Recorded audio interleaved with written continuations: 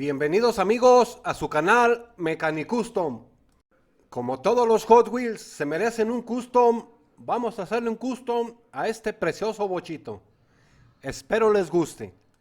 Y para este Hot Wheel Custom nos vamos a apoyar con esta tortuguita. Vamos a hacer con su mecanismo de cuerda un sistema motriz para este Volkswagen.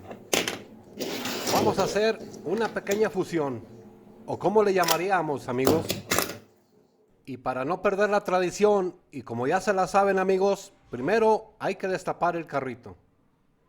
En este punto es muy importante estudiar todas sus piezas, ver los espacios que tenemos de trabajo y tener, aunque sea en la mente, un boceto de lo que vamos a realizar.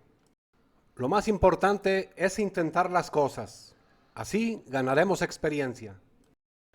Esta tortuga la compré en los lugares donde venden importaciones. En realidad es muy económica. Vamos a hacer el primer experimento con este tipo de mecanismos. Entonces vamos a desarmarla. Solamente tiene 2 tornillos. Estos se pueden quitar fácilmente con un desarmador de cruz. Es importante alinear la palanca con la que le damos cuerda para que salga fácilmente. Como podemos observar, este era un juguete para usarlo en el agua, por eso trae ese flotador. Y aquí está el mecanismo. Es muy simple. Aquí podemos ver más a detalle cómo funciona. Lo que me gustó de este mecanismo es que se libera. Eso quiere decir que cuando se le acabe la fuerza de la cuerda, el eje puede seguir funcionando libremente. Esa es una ventaja. Y como esta es la primera vez que vamos a hacer un custom de este tipo, vamos a probar este mecanismo. Solo espero que tenga la fuerza suficiente para mover ese Volkswagen. Y recuerden amigos, no tengan miedo a experimentar. Solamente así se aprende. Ahora amigos, vamos a preparar el mecanismo. Hay que retirarle estos bracitos. Nos podemos apoyar con unas pinzas para no dañar ningún engrane. El siguiente paso amigos es simular la posición donde va a ir. Y como este lo vamos a hacer de tracción trasera, va en esta posición. Solamente fíjense en este detalle. Esta parte es más amplia que la parte posterior. Entonces vamos a usar la parte más angosta hacia la parte del chasis. Ahora vamos a simularlo en el chasis. ¿Cuál va a ser su posición? Recuerden amigos, aprovechar todos los puntos que tenemos de referencia. Siguiente paso, quitar las llantas. Esta sería una forma de quitar las llantas, solamente que hay que hacerlo con mucha precaución. El siguiente paso amigos es ver exactamente dónde queremos dejar este mecanismo. Recuerden aprovechar todos los puntos de referencia que trae el carrito. Por ejemplo, donde van los ejes. Y marcar el chasis para poder cortarlo. Y esta sería la primera parte del corte. Posteriormente vamos a hacerle otro. Requerimos poner el mecanismo donde hicimos el corte y ver qué más partes le estorban para que tenga espacio libre ese mecanismo. Por ejemplo, esta parte. Y este sería el resultado. Deben de observar que ninguna de las partes del mecanismo, como los engranes o la cuerda, peguen en el chasis. Mucha atención en eso. Y no podían faltar sus excelentes llantas de Samet Wheels. Vamos a probar cuál de estas dos medidas le queda mejor. Creo que estas de 10 milímetros nos van a funcionar muy bien. Solo que vamos a tener que modificarlas un poco para que puedan entrar en el eje del mecanismo. Y para eso vamos a utilizar unas brocas que son para PCB. Estas brocas las consiguen en cualquier tienda de electrónica. Solamente hay que abrir la perforación poco a poco, de una broca más chica a una más grande, hasta que dé la medida del eje.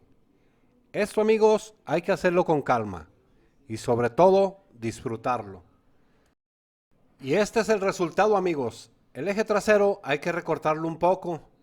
Y teniendo mucho cuidado hay que pegar el mecanismo al chasis con un poco de pegamento de contacto.